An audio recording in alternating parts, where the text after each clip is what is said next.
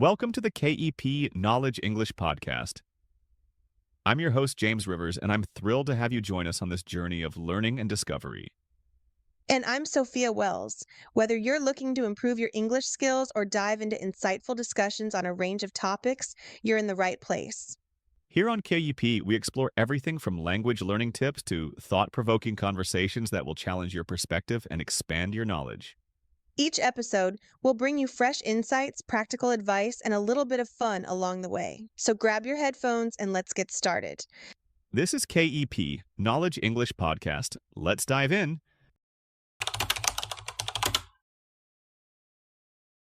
Welcome back to Heartfelt Conversations, everyone. I'm James, and I've got Sophia with me, as always, full of energy and unpredictable analogies. You know me too well. Hi, folks. So, James, can I ask you something real quick? Of course. What's the weirdest thing you've ever done while hungry? Oh, that's easy. I once ate half a block of cheese at 1 a.m. while standing in front of the fridge. No plate, no shame. James, that's legendary. For me, it was buying 6 packs of instant noodles because I was starving at the store and convinced myself I'd meal prep with them. Spoiler alert, I did not.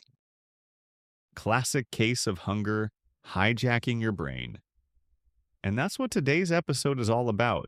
Hunger. But not just the kind that makes your stomach growl. Right.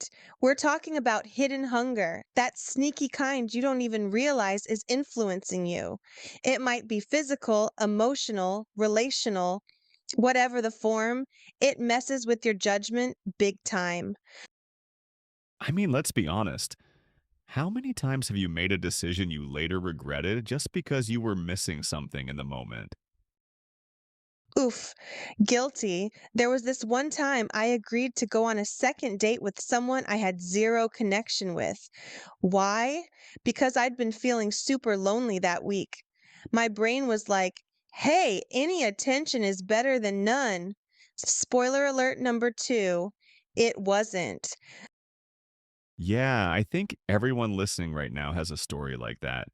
It's almost like being emotionally or physically deprived shrinks your ability to think clearly. Totally. Like your brain goes into this survival mode. It's not what's best for me right now. It's more like what's the fastest way to stop feeling this discomfort? And often the quickest fix isn't the healthiest one. Bingo. That's why I always say never make big life decisions on an empty stomach or an empty heart. That should be on a mug. Never decide when you're deprived. Right? Add it to the merch line we don't have. But really, this idea is so simple and yet so overlooked. We're always told to push through, hustle, keep going, even when our tanks are empty. It's almost like being hungry in some way has become a badge of honor. Like, oh, I skipped lunch because I'm so busy. Or I haven't dated in 2 years, but I'm totally fine. But under the surface, those unmet needs pile up. And eventually, they show up in unexpected ways: impulse purchases, burnout, overreactions, clingy behavior. Sound familiar? Painfully familiar. I once snapped at my team over something trivial, and it wasn't until later I realized I hadn't eaten all day and had slept maybe 4 hours the night before. Boom! The hunger was talking. Whether it's food, rest, love, or even just respect, when we're lacking, we're not ourselves. So, in this episode, we want to unpack what different types of hunger look like, how they affect our decisions, and more importantly, how to recognize and handle them before they start running the show. Because let's face it, life's too short to keep letting invisible hunger make our choices for us. Well, stick around, folks. You might just realize you're hungry in ways you didn't even know.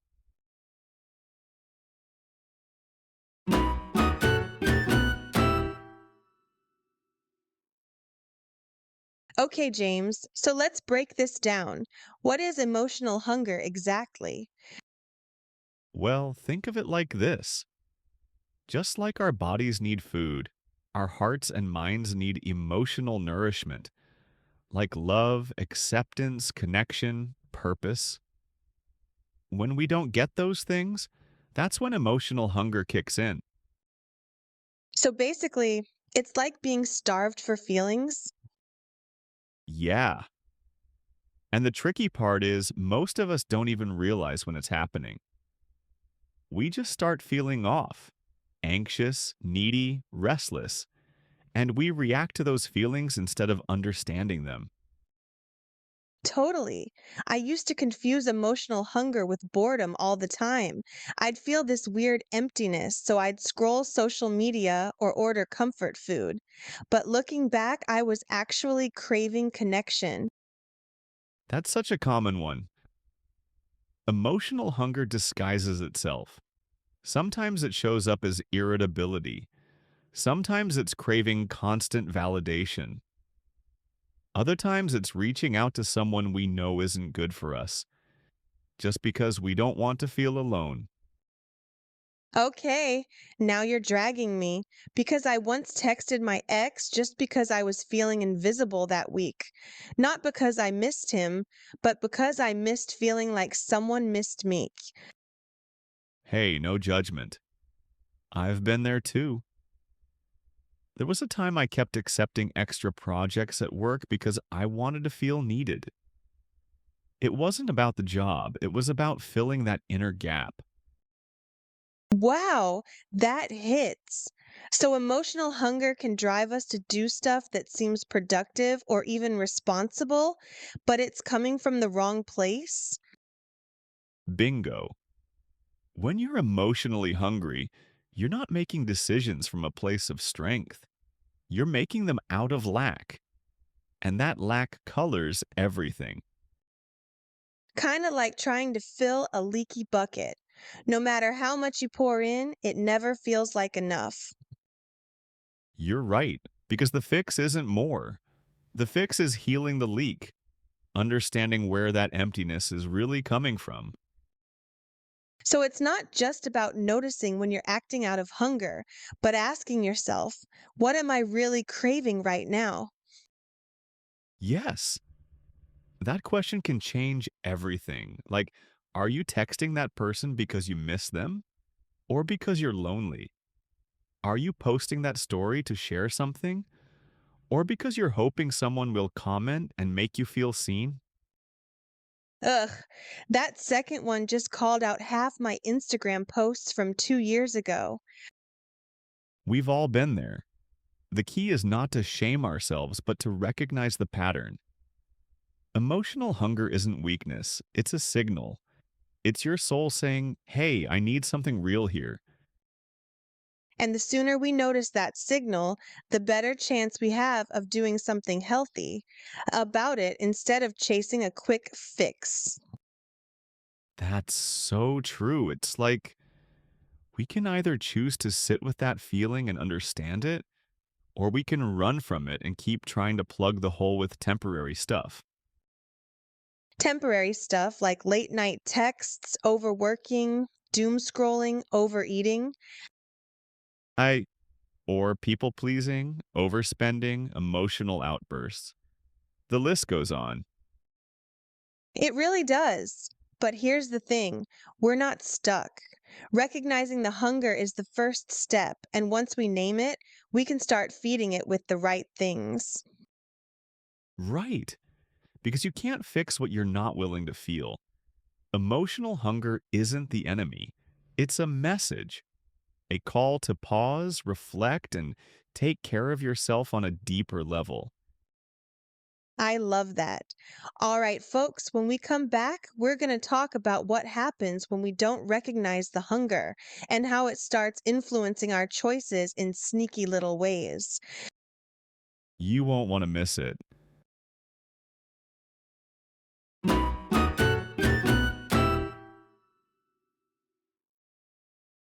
Okay, James, buckle up because this is where things get messy. Messy how? Like the decisions we make when we're hungry, kind of messy, physically hungry, emotionally hungry, spiritually starved, whatever the flavor, it makes us act weird. Oh, totally. It's like your logic gets hijacked. I once grocery shopped on an empty stomach and came home with 3 boxes of cookies, 2 frozen pizzas, and a questionable jar of pickles. Pickles, James? Were you emotionally craving a carnival? I still don't know what happened. But you know what's scarier than impulse buys? Impulse relationships. Ooh, yes, I call that dating on an empty heart. Dangerous game. That's deep. And it doesn't just show up in love, it seeps into work too. Ever taken on way too much just because you needed to feel important? Oh, absolutely. I used to say yes to every request, every project, because I was terrified of being seen as dispensable. Same. And then I'd be burned out, bitter, and blaming everyone else. When the truth was, I didn't feel valuable unless I was constantly proving my worth. That's emotional hunger in disguise. When you're starving for validation, you'll hustle yourself into the ground just to hear someone say, "Good job." It also shows up in friendships. Ever been the one always initiating plans, checking in, overextending? Because deep down, you were afraid of being left out? Yes, and I didn't even realize I was doing it until I stopped, and nobody noticed. That hurt. But it also helped me see which connections were mutual and which were one sided. Sometimes emotional hunger leads us to hold on when we should be letting go. Or we keep people around not because they're good for us, but because they fill a void we're too scared to face on our own. Whew, that one stings a little. It's okay. It happens to all of us. The important thing is noticing the pattern. Asking ourselves, am I choosing this because it's right or because I'm hungry? And if it's hunger, then what we really need is nourishment, not a quick fix. For sure. Because the quick fix wears off. The craving comes back. And we're stuck repeating the cycle until we break it. All right, folks, in the next part, we're going to talk about how to actually feed ourselves, emotionally speaking. Because real nourishment doesn't just satisfy, it strengthens. And that's what we're after.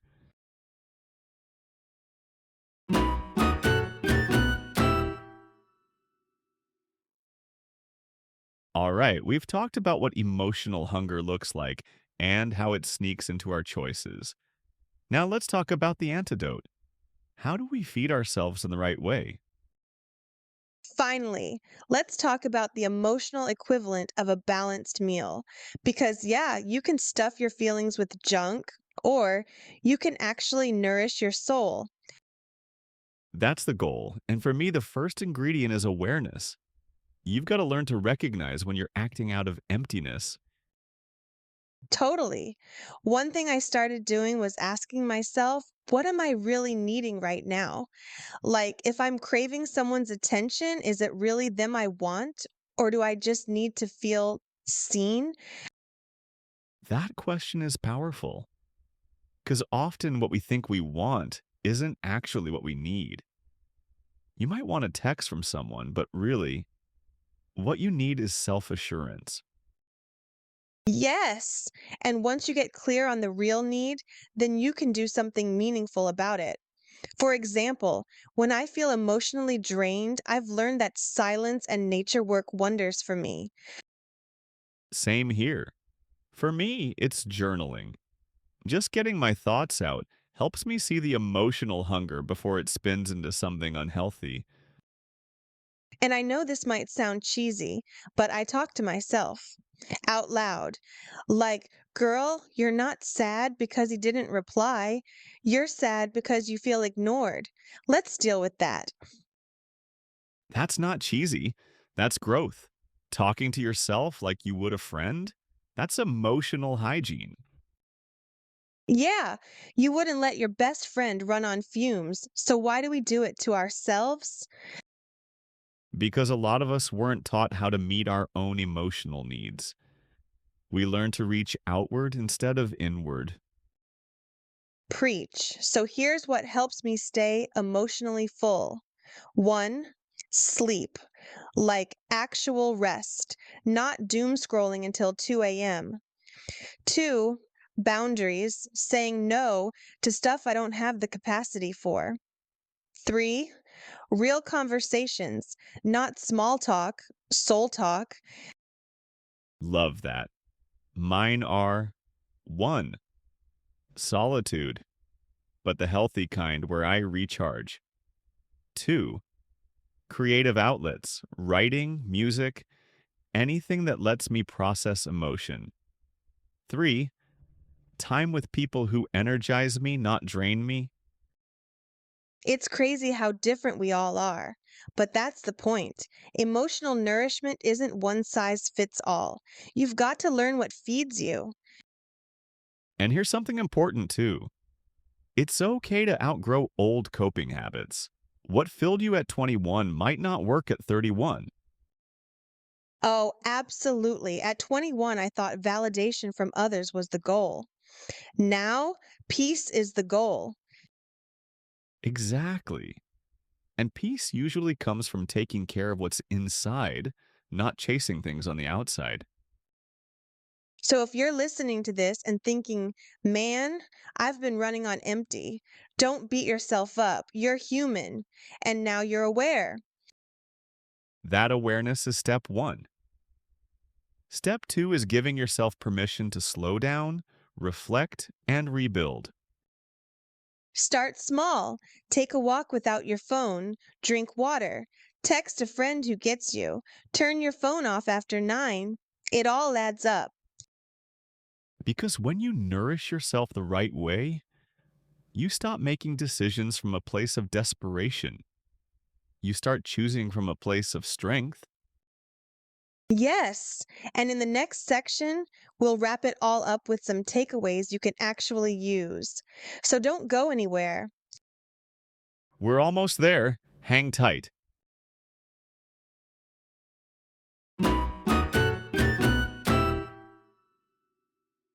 All right, folks, we've come full circle.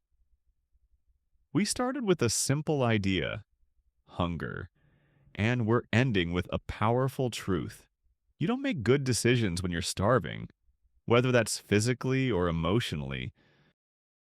Yup, and let's be real. We've all been there.